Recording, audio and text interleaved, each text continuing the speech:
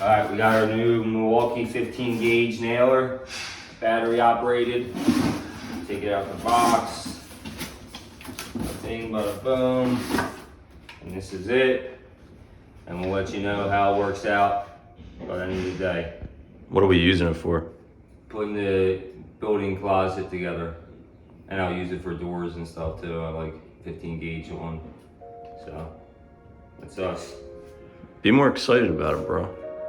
Excitement's overwhelming.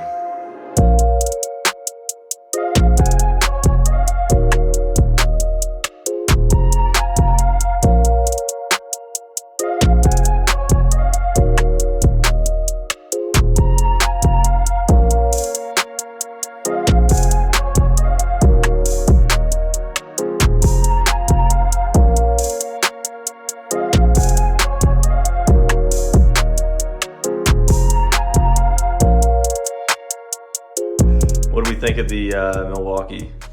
It's pretty good. I like it. It holds a lot of nails. It's plenty powerful, and it's quiet. Obviously, I don't need an air compressor. That's nice. It has a nice hook on it, so I can put it on my tool belt, which makes it real nice because my trim gun now doesn't have it.